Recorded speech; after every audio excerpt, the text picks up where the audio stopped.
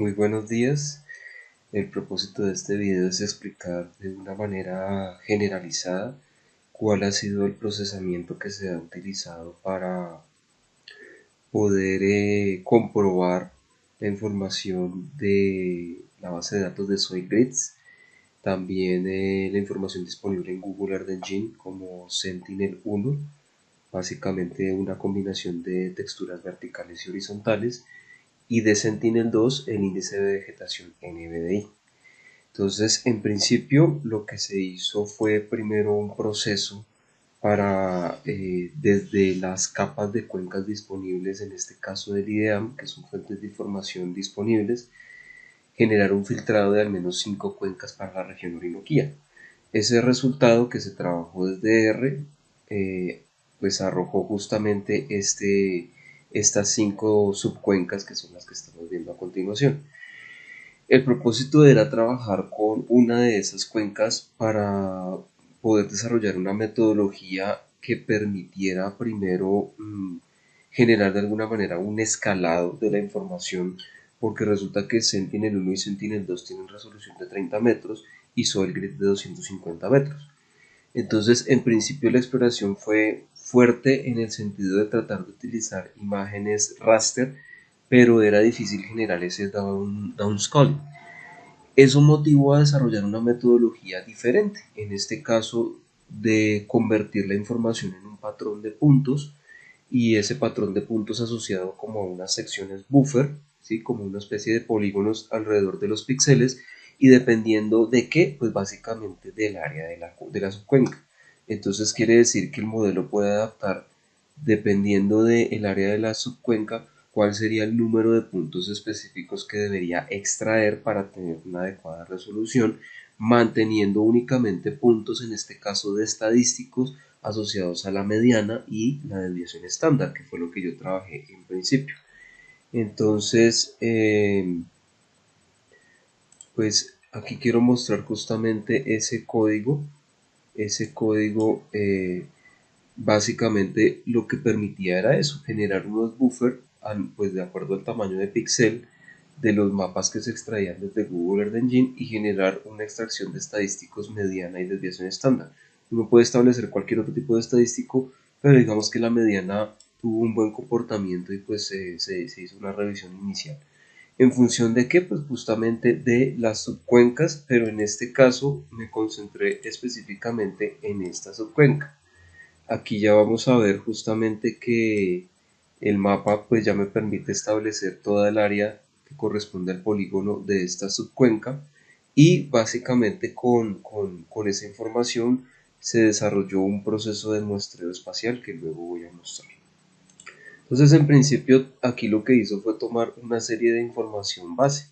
Entonces teníamos, por ejemplo, la pendiente extraída del modelo digital de elevación, la relación de las texturas BB-BH de la información de radar Sentinel-1, NDVI, perdón, la información Sentinel-2 y de SoilGrids extraje densidad aparente, capacidad de intercambio catiónico, pH en agua y carbono orgánico del suelo.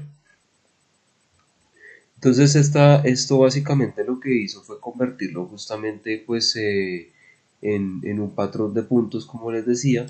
En principio se tenía pues un número mínimo de 2500, pero internamente pues él hacía el cálculo realmente para saber en función del área, tomando este criterio, que se tomara más o menos 0.8 puntos por cada kilómetro cuadrado. Entonces, en función de esto, de acuerdo pues a esa área, él ajusta independientemente de, pues, de cuál sea el polígono, en este caso asociado a la subcuenca. Eh, Cuando nosotros generamos toda esta información, pues al final pues es necesario generar varias líneas de código, pero él genera una extracción también de información, unas salidas. Estas salidas al final yo lo convierto en una tabla, ¿sí? Que es básicamente esta tabla. Entonces, ¿qué era importante extraer acá? Pues básicamente las coordenadas asociadas, en este caso XY, y los estadísticos asociados a cada uno de esos parámetros. Entonces aquí aparece la mediana En algunos casos pues no había como registro de desviación, entonces por eso se trabajó directamente con mediana. Estos datos de pH sí pues no se consideraron como confiables.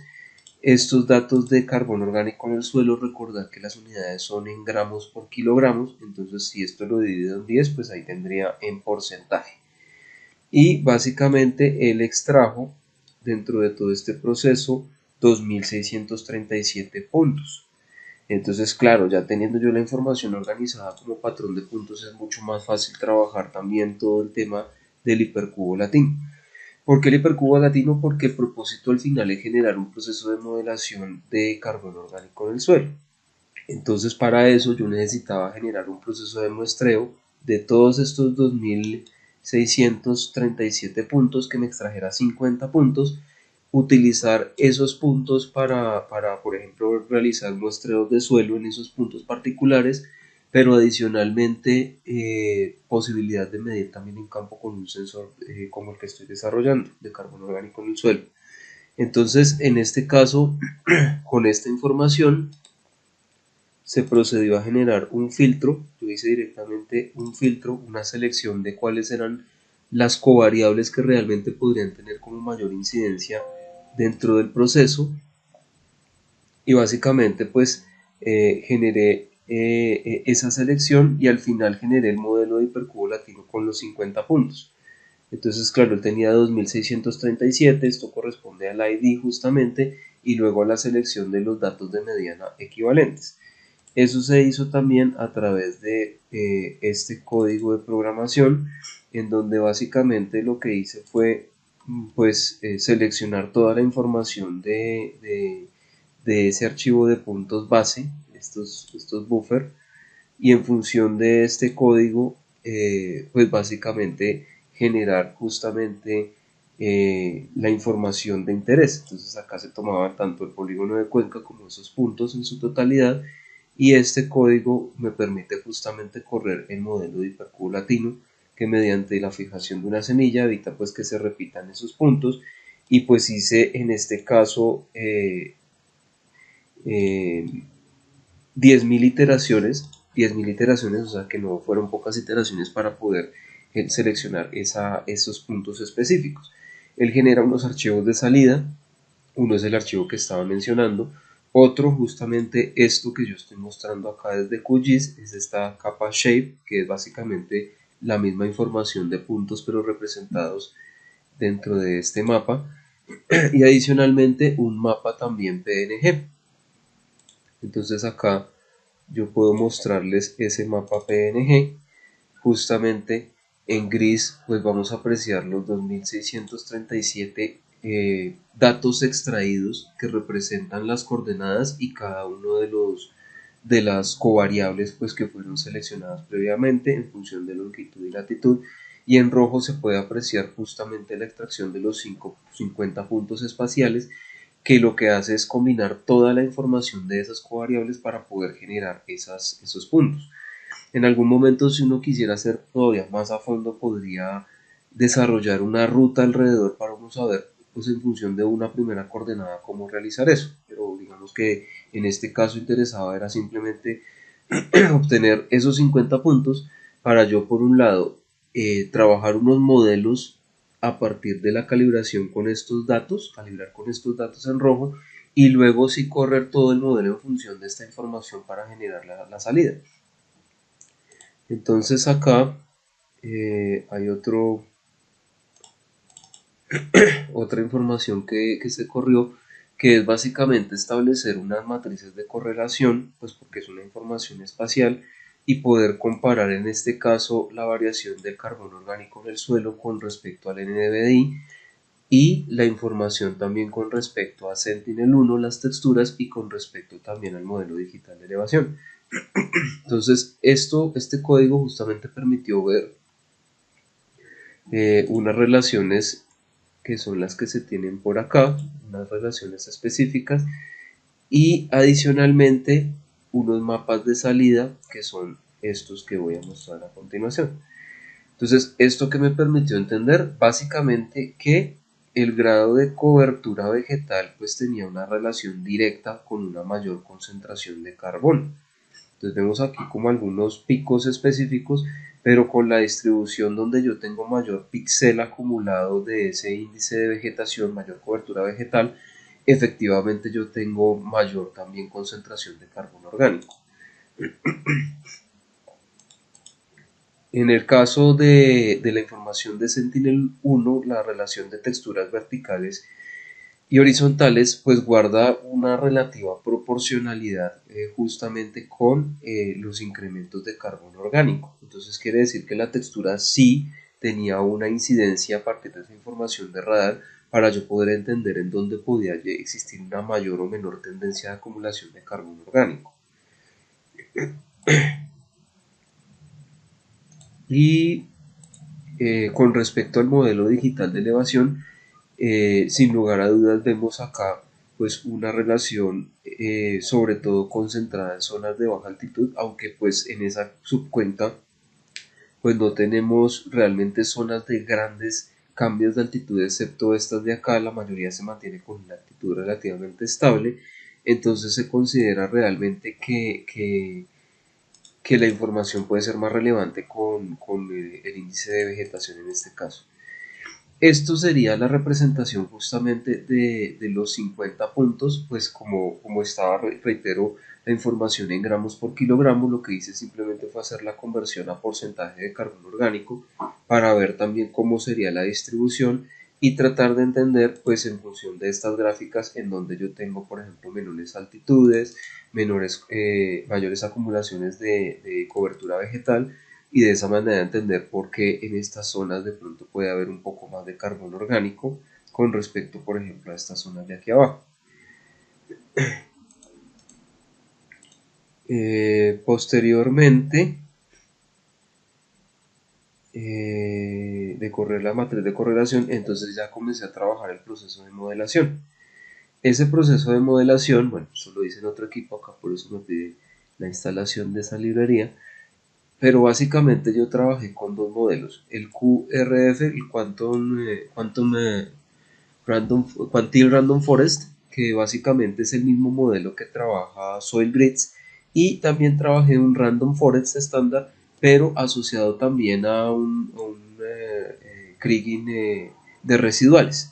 Entonces la intención era ver justamente los cambios a partir de los dos modelos en función de qué, pues de la información que se había seleccionado de, del hipercubo latino condicionado, los 50 puntos, pero también para poder hacer la calibración, pero también tomando toda la población de información extraída justamente de las covariables, en función de qué, pues del polígono de la subcuenca, básicamente eso. Al correr todas estas líneas de código, generando pues los dos modelos, con unos árboles en este caso de tamaño de 1000, ¿sí? De 1000 ramas, digámoslo así, eh, y lo mismo también pues con el segundo modelo. Al final lo que se hizo también fue obtener una serie de métricas con la información generada para unos cuantiles 5%, 50 y 95. Entonces la intención es que en este caso con esa información yo generé unas predicciones full, unas salidas de predicción. Entonces yo tengo acá este archivo de salidas de predicción. Entonces esto ya quiere decir que son información de datos modelados particularmente asociado pues a los modelos. Él simplemente pues integró toda la información para presentarlo, y por supuesto la variable de interés en este caso era carbono orgánico. Entonces, un valor mediano de carbono orgánico, el cuantil 5, el cuantil 50, el cuantil 95, un rango para 90%, digámoslo así, que fue también incluido, el segundo modelo para Random Forest y el kriging de residuales. Entonces, en ese caso, al final, pues también se tiene una representación gráfica de ambos modelos, que son básicamente estos de acá. Y aquí vemos, por ejemplo, que ese cuantil Random Forest de mediana, que yo presento solamente el de la mediana, tuvo este comportamiento, ¿sí? Efectivamente hay una mayor acumulación, teniendo en cuenta que aquí estamos haciendo el proceso de modelación cada 10 metros. entonces tiene una confiabilidad enorme y efectivamente estamos garantizando ese proceso de downscaling justamente para llegar hasta una resolución de 10 metros.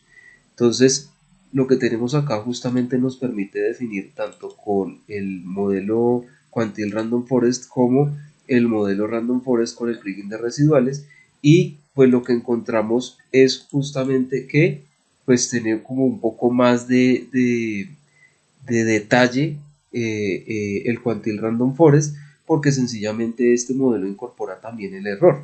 Entonces, digamos que acá yo simplemente miré fue con los residuales, pues para poder entender cómo podría ser el comportamiento. No es que sea tan malo, pero aquí se ve un poco más detallada también como la distribución dentro del modelo, que coincide también por supuesto con las tendencias iniciales, pero teniendo mucho más detalle de lo que se tenía pues en un principio con respecto a soil grids.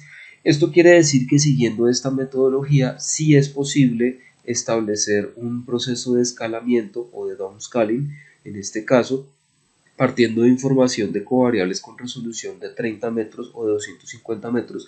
Indistintamente de esto, yo a partir de esos estadísticos puedo de alguna manera romper un poco esa información de acuerdo también a una densidad de puntos. Ese patrón de puntos a nivel espacial fue fundamental para poder llegar a hacer ese proceso, y luego utilizando el hipercubo latino para generar el entrenamiento de cada uno de los modelos, pero incorporando toda la información de los 2637 puntos iniciales extraídos, que serían como las bases de referencia de las covariables, para poder en este caso generar todo el proceso de modelamiento de carbono orgánico en el suelo. Eso sería pues por ahora, y de aquí pues la idea es generar un manuscrito científico. Muchas gracias.